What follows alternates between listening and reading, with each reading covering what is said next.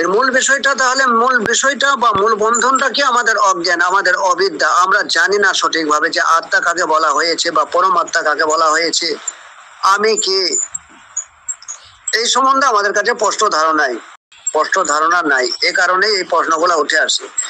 তো যাই হোক, আজকে আমি ক্লিয়ার করার চেষ্টা করছি। যদিও আমার এখানে উপস্থিত অনেক বাবাজান আছে, তাদের কাছে অনেক ক্লিয়ার আছে। রায়হান তো এক কথাতে বলেই গিয়েছে যে তাকে যে মুক্ত করব, তাকে কে বাঁধলো? সে তো চিরন্তন মুক্তই আছে।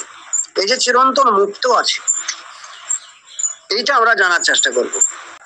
একমাত্র একটা সত্তা আছে। দেখো বাবাজান, আগে আমরা সত্তার শক্তি সম্বন্ধে একটু বুঝি। যেহেতু এগ্রাম আছে তাই বলতে হচ্ছে যে আমার অনেক সন্তান এই বিষয়টা জানে। সত্তা হচ্ছে যে বোঝে সে সত্তা, আর যে শক্তি আছে অত মানে কি পাওয়ার আছে কিন্তু বোঝে না। সে যে বোঝে না অথচ তাতে পাওয়ার আছে, ওই পাওয়ার সম্বন্ধে যে জ্ঞাত নয়, ওইটা হচ্ছে শক্তি। আর যার পাওয়ার আছে অথচ সে জ্ঞাত, এই জ্ঞাতওয়ালাকে বলা হচ্ছে সত্তা, যে জানে। যেমন আমরা সৌর শক্তির কথা বলি, সূর্য শক্তি, সূর্যের একটা শক্তি আছে, এটা আমরা জানি। তাহলে সূর্য কিন্তু জানে না আমার এই শক্তি আছে। বায়ু শক্তি বা জল শক্তি, এই যে শক্তিগুলো আমাদের কাছে আছে, এই শক্তিগুলা আছে কিন্তু আমরা ব্যবহার করছি। সূর্যের কাছ থেকে সৌরশক্তি আসছে, কিন্তু সূর্য জানে না আমার কাছে শক্তি আছে। বা আমরা বায়ু শক্তিকে কাজে লাগাচ্ছি, বায়ু জানে না আমার কাছে শক্তি আছে। এই যে জানে না, একে স্রেফ শক্তি বলা হলো। আর যে জানে, যে বোঝে, একে সত্তা বলা হলো।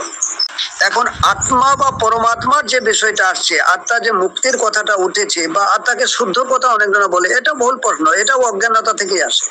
এ চিরমুক্ত, চিরসত্য, চিরঞ্জীবী, একে না ধরা যায়, না স্পর্শ করা যায়, না কল্পনা করা যায়। এটা অভাবনীয়, অকল্পনীয়, একে না মারা যায়। আল্লাহ তো আমাদের কাছে সেই পরমাত্মা যে বলেছে আমি জন্ম নিইনি, আমি কাউকে জন্ম দিইনি। সেই পরমাত্মাকেই তো আমরা আল্লাহ বলছি। এরাবিকে আল্লাহ বলা হচ্ছে, কেউ ভগবান বলছে, কেউ পরমাত্মা বলছে, কেউ শুধু আত্মা বলছে। এখন আত্মা পরমাত্মার বিভাজনটা কোথায় ঘটলো, এইটা এই বিষয়টা আগে একটু বুঝে নিই আমরা। এই বিভাজন কেন? প্রথমে আত্মা শব্দ এই সত্তাটার নাম দেওয়া হয়েছিল, যদিও নামের মধ্যে তাকে আটকানো যায় না, তবু বোঝার সাপেক্ষে নাম আমাদেরকে দিতে হয়েছিল। আমাদেরকে বলতে আমাদের পূর্বপুরুষের মহাপুরুষগণ, মহা আউলিয়াগণ, ঋষিগণ, তারা দিয়েছিলেন। তারা বললো এই সত্তাটার নাম আমরা দিচ্ছি, এই সত্তাটার নাম আত্মা। তার অনেক অনেক পরে পরে ওইটা আসলো, দিয়ে তারপরে বলল যে আমরা তো জীব আত্মা, তিনি আত্মা, তাহলে আমরা আমাদের তো আত্মা আছে, আমাদের তো আত্মার মুক্তি ঘটাতে হবে, আমাদের তো আত্মাকে শুদ্ধ করতে হবে, তাহলে আমাদের তো আত্মা আছে, আমরা তাহলে জীব আত্মা। তখন সাধুরা আবার বলে দিল, এক আত্মাটাকে মানুষ একসময় জীব আত্মা মানে নিজের করে নিল, ব্যক্তি স্বাধীনতা টেনে নিল, ব্যক্তিকে আত্মা রূপে। এই যে ব্যক্তি ভাবে টেনে নিল যখন, তখন আবার সাধকেরা বলে দিল ঠিক আছে, এটা যদি ব্যক্তির জায়গায় চলে গেছে তাহলে তুমি জীবাত্মা, আর ওই আল্লাহ তিনি পরমাত্মা। বিভাজন সৃষ্টি করে দেওয়া হলো। তিনি অখণ্ড মন্ডলা, তিনি অখণ্ডিত, তাকে কখনোই খণ্ডন করা যায় না। কিন্তু মানুষের চিন্তা ভাবনা, এই প্রাকৃতিক অজ্ঞানতা, অবিদ্যা, একে কিন্তু কাটিং করলো, একটা জীবাত্মা একটা পরমাত্মা দুটো বিভাজন করে ফেললো। এই বিভাজন কেন করছে? বিভাজনটা এ কারণে হচ্ছে, যখন ব্যক্তি হিসাবে আমি জন্মগ্রহণ করেছি, ব্যক্তি হিসাবে আমি এসেছি পৃথিবীতে, আমার কি হয়, আমার কি হয়, মৃত্যুর পর আমি কোথায় যাই, নানান প্রশ্ন ওঠে। অজানাকে আমরা জানতে চাই। এই যে অজানাকে আমরা যে প্রত্যেকটা মুহূর্তে জানতে চাইছি, কেন? আমাদের মধ্যে একটা ভয় কাজ করছে যে মৃত্যু তো আমার অনিবার্য, মৃত্যু তো আমার হবে, তো মৃত্যুর পর আমি যাব কোথায়?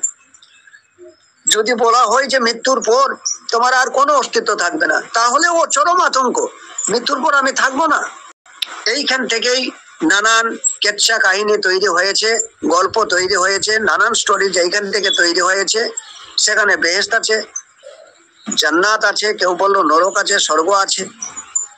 তার বিস্তারিত বর্ণনা। তা আত্মার পরমাত্মার বিষয়টা হচ্ছে, ধরো প্রবাহিত একটা নদী, স্বচ্ছ জল, এটাকে পরমাত্মা ধরো।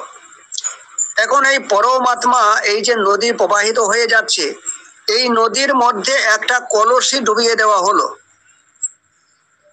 তা কলসির ভিতরে নদীর পানি ঢুকে গেল, কলসির উপরে চারিদিকে পানি আছে, কলসির ভিতরে পানি আছে, তার উপরে পানি আছে, তার উপর দিয়ে প্রবাহিত হচ্ছে। কিন্তু যেহেতু কলসি একটা আকার, এই আকারে আবদ্ধ থাকা যে পানি, এই পানি বলছে আমি ব্যক্তিগত পানি, মানে আমি ব্যক্তিগত আত্মা, আমি জীবাত্মা। নদী হচ্ছে পরমাত্মা, আমি জীবাত্মা। কিন্তু প্রকৃতপক্ষে কি সত্যি এটা বিভাজন হয়েছে, নাকি এটা অলিক কল্পনা, অজ্ঞানতা থেকে এই কথাটা আসছে? কলসি যেহেতু আকার পেয়েছে, আমাদের দেহ যেহেতু আকার পেয়ে গেছে, এখন কলসি আকার পেয়েছে, তার ভিতরে জল ঢুকেছে, নদীর জল, প্রবাহিত জল, তার উপর দিয়ে প্রবাহিত চলছে, তার চতুর্পার্শ্বে আছে।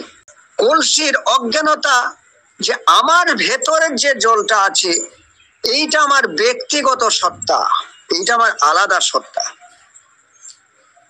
এইখান থেকে ওর ভয় ওঠে, আমি ভেঙে গেলে কি হয়, অর্থাৎ আমি মরে গেলে কি হয়। কি হয় মরে গেলে? প্রবাহিত নদী তো তুমি আছো, প্রবাহিত নদীতে তুমি আছো, তুমি মরে গেলে প্রবাহিত নদী, তুমি প্রবাহিতই হতে থাকবে। তুমি আবদ্ধ হয়েছো, এটাই তোমার কষ্ট।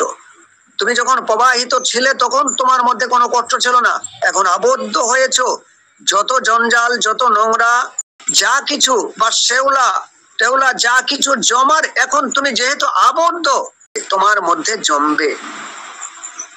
এ কারণেই দেখবে আমাদের মনের মধ্যে সংস্কার জমায়িত হয়। যখন বাচ্চা শিশু আমরা পৃথিবীতে আসলাম, আমাদের মধ্যে কোনো সংস্কার ছিল না, আমাদের মধ্যে কোনো স্মৃতি, কোনো স্মৃতি ছিল না, কোনো ধ্যান ধারণা ছিল না। আমরা যে সমাজে, যে কালচারে, যে পরিবেশে, যে ওয়েদারে, যে দেশে আমরা বাস করছি, ওইখান থেকেই যা সংস্কার ওখানে প্রচলিত আছে, যে ধ্যান ধারণা ওখানে প্রচলিত আছে, তা কিন্তু আমরা ধীরে ধীরে ক্রয় করছি, তা কিন্তু আমরা ধীরে ধীরে সঞ্চয় করছি। এখন এই সঞ্চয় করতে করতেই আমি একসময় মুসলমান ঘরে জন্ম নিয়ে আমি মুসলমান হয়ে গেছি, সংস্কার পেয়েছি। কেউ হিন্দু গ্রামে জন্ম নিয়েছে, সে ওই সংস্কার পেতে পেতে, ওই কালচারে চলতে চলতে সে হিন্দু হয়ে গেছে।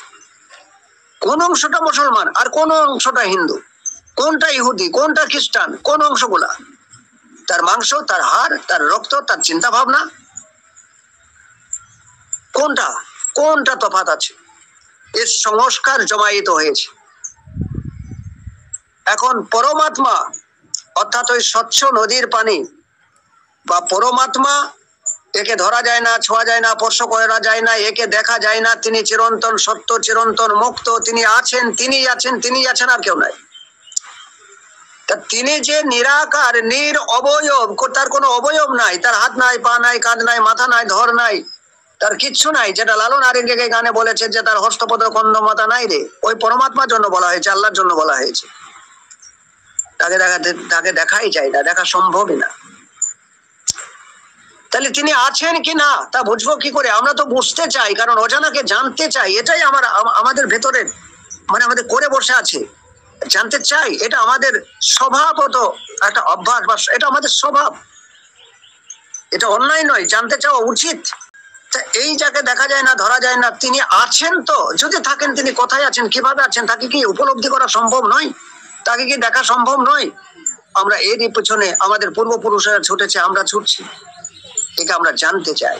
পরমাত্মাকে জানা যায় না, বা আল্লাহকে জানা যায় না, আল্লাহকে দেখা যায় না। যে কারণে মশার একটা উদাহরণ দিয়ে বলা হয়েছিল, মশা একবার আল্লাহকে দেখতে চেয়েছিল, তা মশা একটা তার তর্জনে আঙুল দেখিয়েছিল এবং তার ঝলকানিতে সে পরে বেহুশ হয়েছিল। আসলে এটা দিয়ে বোঝাতে চেয়েছিল তাকে দেখা সম্ভব না। যাকে তুমি দেখতে যাবে সে দৃশ্য হয়ে যাবে, তুমি দ্রষ্টা হবে, সে দৃশ্য হবে। আর দ্রষ্টা বড়, দৃশ্য ছোট হয়। দ্রষ্টা মহৎ হয়, দৃশ্য ছোট হয়। তাকে দেখা যায় না, তাহলে তাকে উপলব্ধি কি করা যায় না, অনুভব কি করা যায় না? উপায় কি কোনো রাস্তা নাই? কোন সাধক বললো, হ্যাঁ বৎস, অবশ্যই তার উপায় আছে। বললো কিভাবে তা বুঝবো? বললো ওই পরমাত্মাই, ওই পরমাত্মা নিরাকার, ওই পরম আত্মাই তোমার মধ্যে দিয়ে রূহ হিসাবে, যে আল্লাহ বলছে রূহ ফুৎকার করেছি, রূহ এর বাংলা অর্থ হচ্ছে চৈতন্য। রূহ হিসাবে প্রকাশ পেয়েছে তোমাতে, তোমার যে চৈতন্য, তোমার যে চেতন শক্তি, চৈতন্য শক্তি। পরমাত্মা তোমার কাছে চেতনায় হাজির হয়ে গেল, তোমার চেতনায় চৈতন্যতে হাজির হলো। অনেকজন হয়তো বলবে যে চৈতন্য কি, চৈতন্য তো বুঝতে পারছি না। এইবার চৈতন্যকে বোঝার জন্য, এই যে চৈতন্য আমাদের অন্তরে আসলো, অন্তরে এসে তিনি অন্তরকরণ, অর্থাৎ ওই যে সমাজে আমি মানুষ হয়েছি, যে কালচারে আমি বড় হয়েছি, যে সংস্কার আমার মধ্যে পুষিত হয়েছে, জমায়িত হয়েছে, এই চেতনা ওই সংস্কারের মধ্যে দিয়ে প্রকাশ হবে, ওই সংস্কারের মধ্যে দিয়ে বহিরা জগতে প্রকাশ দেবে। বহিরা জগতে কেমন প্রকাশ? আমি যেহেতু মুসলমান কালচারে মানুষ হয়েছি, আমি নামধারী মুসলমান হয়েছি, এখন আমি ফেসবুকে, ইউটিউবে বা অন্য কোনো দেশে খবরাখবরের মধ্যে দিয়ে দেখি যদি হিন্দুরা মুসলমানকে মারছে, ব্যাস তখন কি হচ্ছে? হিন্দুরা মুসলমানকে মারছে, ইহুদিরা মুসলমানকে মারছে, এ তো আমার জাত ভাই, এ তো আমার রক্তের ভাই। এই যে পূর্ব সংস্কার তার জমায়িত আছে, ওই পরমাত্মার রূপ চৈতন্য রূপে এসেছে অন্তরকরণ, অর্থাৎ ওই ছাকনির মধ্যে দিয়ে। এবার সে বাইরে ওই যে মুসলমান ছেলেটাকে মারধর করা হচ্ছে, ওই মুসলমান ছেলেটাকে যখন মারছে, তখন ওই ছাকনির মধ্যে দিয়ে, তার পূর্ব সংস্কারের ছাকনির মধ্যে দিয়ে ওই ছেলের মধ্যে থেকে আমার ভিতরে একটা অনুভব আসছে, আহ কি কষ্ট, এইভাবে কি মারে, এদের সাজা হওয়া দরকার, আল্লাহ তুমি কবে এদেরকে সাজা দেবে? যে প্রার্থনা অনেকেই করে থাকে। তার মানে কি, একটা কষ্টের অনুভব হচ্ছে, দুঃখের অনুভব হচ্ছে। এই যে অনুভবে প্রকাশ হলো, ওই পরমাত্মা যাকে বোঝা যাচ্ছিল না, ধরা যাচ্ছিল না তিনি আছেন কিনা, তিনি চৈতন্য রূপে রূঢ় হিসাবে প্রকাশ হলেন আমার অন্তরকরণের, আমার সংস্কারের মধ্যে, আমার সংস্কারের ছাঁকনি দিয়ে যখন জগতে চলে আসছেন, তখন এইবার যে সংস্কার আমার আছে, ওই সংস্কার মাফিক জগতে আমার অনুভব সৃষ্টি হয়। এই অনুভব সেই পরমাত্মারই অংশ, সেই পরমাত্মার অংশ। এটা বুঝবে কি করে? এটা বোঝানোর জন্য, তুমি যে রাতের বেলায় চাঁদের যশনায়, একটা মনোমুগ্ধকর যশনায় বসে কবিতা লিখছো বা সুন্দরভাবে তা উপভোগ করছো, এই যশনা সূর্যেরই আলো, এই যশনা সূর্যেরই আলো, এই যশনা সূর্যই, এটা যশনা নাম হয়েছে। কারণ সূর্য কে তুমি যশনার মতো এত মনোমুগ্ধ করে সূর্যের আলোকে তুমি দিনে অনুভব করতে পারছো না, তা সূর্য চাঁদে প্রতিফলিত হলো, অর্থাৎ পরমাত্মা আল্লাহ রুহে রূপান্তরিত, রূহ হচ্ছে চাঁদে প্রকাশ হওয়া, ওখানে অন্তরকরণ, অর্থাৎ ওর মধ্যে দিয়ে ওই আলো আবার পৃথিবী যখন আসলো, এর নাম হয়ে গেল যশনা। সূর্যের আলো চাঁদে পড়লো, পৃথিবী এলো, হলো যশনা। পরমাত্মা আমার অন্তরকরণে চেতনা হলো, চেতনা যখন অন্তরকরণ বা সংস্কারের মধ্যে দিয়ে প্রকাশ হয়ে পৃথিবীর বুকে পড়ছে, ওখান থেকে আসছে অনুভব। বুঝে নাও বিষয়টা, ওই পরমাত্মাই অনুভব হিসাবে আমাদের কাছে প্রকাশ দিচ্ছে। এখন এই যে আমাদের ছাঁকনিটা, আমি কোন কালচারে বড় হয়েছি, কোন পরিবেশে বড় হয়েছি, যে কারণে তোমরা দেখবে মোল্লার ঘরের ছেলেদেরকে কখনো সুফিবাদী জায়গায় আনতে পারবে না, সুফিবাদের কালচারে আনতে পারবে না, কারণ মোল্লার কালচার ওর মধ্যে সংস্কার রূপে, ছাঁকনি রূপে গেঁথে গেছে। ধরো তোমার কাছে দুটো ছাঁকনি আছে, একটাই লবণ আছে, একটাই চিনি আছে, তা তুমি পরমাত্মার স্বরূপ পানি ধরো, এখন ওই ছাঁকনির মধ্যে তুমি যখন ওই লবণের মধ্যে পানি দেবে, তা কি হবে? পানি লবণকে গলাবে এবং যে পানিটা বেরিয়ে যাবে ওটা লবণাক্ত, ওর অনুভব লবণাক্ত। কারণ এই সংস্কার হিসাবে ছাঁকনিতে এখানে লবণ আছে, লবণ সংগ্রহ করেছে। ও যে কালচারে বড় হয় ওই কালচার থেকেই সে মাল ও সংগ্রহ করে। ঠিক তদ্রুপ ওই পানি যখন তুমি চিনিতে ফেলবে, ওই চিনি গলে ওখান থেকে মিষ্টতা বেরোবে, কারণ ও মিষ্টটা ও চিনি সংগ্রহ করেছে তার কালচারের মধ্যে। এ কারণেই দেখবে যে মোল্লার ঘরের ছেলেকে তুমি সুফিবাদের বা পীর লাইনের, মসজিদের লাইনের এই রাস্তায় আনতে পারবে না, কারণ ওই সংস্কার বাচ্চা বেলা থেকে তার ভিতরে দিয়ে দেওয়া হয়েছে। এখন ওই পরমাত্মাই চেতনা রূপে ওই সংস্কারের মধ্যে দিয়ে অনুভব হিসাবে প্রকাশ হচ্ছে, অনুভব হিসাবে প্রকাশ হচ্ছে। এই যে মাজার ভাঙছে, তারা সহ্য করতে পারছে না, তরিকপন্থী মানুষদের যে সহ্য করতে পারছে না, কারণ এই কালচারটা তার মধ্যে আছে। এই ছোটবেলা থেকে এগুলো ও সংগ্রহ করেছে, সংস্কার রূপে ওর কাছে আছে, চাকনিতে আছে। তাই পরমাত্মা যখন আমার কাছে চৈতন্য রূপে আসলো, ওই চৈতন্য এবার প্রবাহিত যখন হচ্ছে চাকনির ভেতর দিয়ে, ওই কালচারের ভেতর দিয়ে, ওই কালচার এখন যখনই দেখছে যে এখানে মাজার আছে, এই মাজারের প্রতি তার সে আগুন হয়ে যাচ্ছে, মাজার দেখলে সে আগুন হয়ে যাচ্ছে।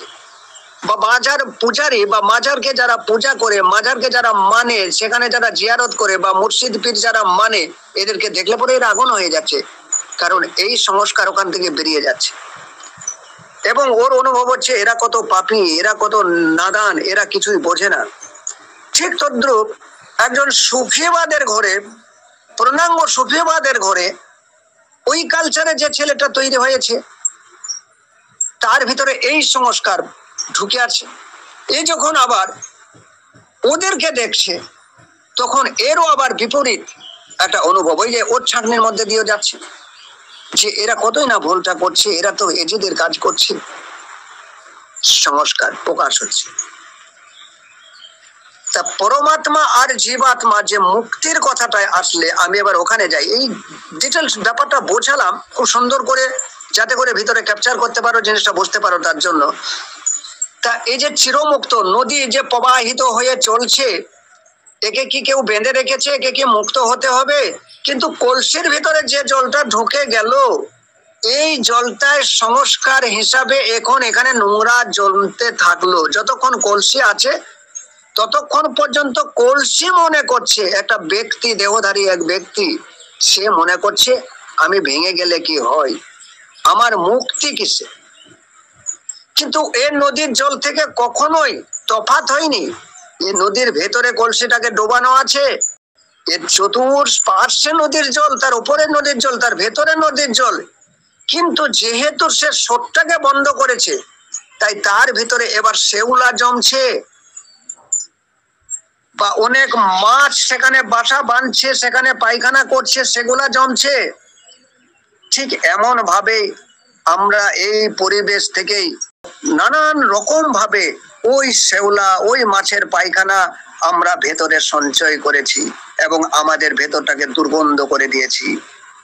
তাই পরমাত্মা যে রূহ হিসাবে চৈতন্য রূপে আমার কাছে এসেছে, তা আমার অন্তর্করণের মধ্যে দিয়ে যখন বহির প্রকাশ হচ্ছে, ঠিক যেমন ধরনের আমার কাছে ছাকনি এবং যেমন ধরনের সংস্কারের মান আমার কাছে আছে, যে শিক্ষা দীক্ষা কালচার যা আমার কাছে আছে, তাই এই পৃথিবীতে প্রতিফলিত হচ্ছে এবং তারই অনুভব অনুভূতি আমার কাছে আসছে। কখনো রাগ, কখনো লোভ, কখনো কাম, কখনো দুঃখ, সব অনুভব, সব এগুলো অনুভব। লোভ অনুভব, কাম অনুভব, রাগ অনুভব, হিংসা অনুভব, দুঃখ অনুভব, হাসি অনুভব, আনন্দ অনুভব, সব অনুভব। তা একই কখনো এই যে পরমাত্মা আর জীবাত্মা কখনো কি আলাদা হয়েছে? দেহধারী কলসি মনে করে আমি আলাদা, এটা পুরো তার অজ্ঞানতা, অর্থাৎ সত্য কি তা সে জানে না, তার অজ্ঞানতা। আত্মা তো চিরমুক্ত, সে তো চিরমুক্ত, তাকে কে আবার মুক্ত করবে? তাকে যে মুক্ত করতে চাইছে সেই তো ওই অমুক্ত, সেই তো অজ্ঞান, সেই তো অবিদ্যা, তারই তো দুঃখ কষ্ট, সেই তো অপবিত্র, সেই তো প্রাকৃতিক, সেই তো ভৌত। ওটা তো আমার পরিচয় নয়।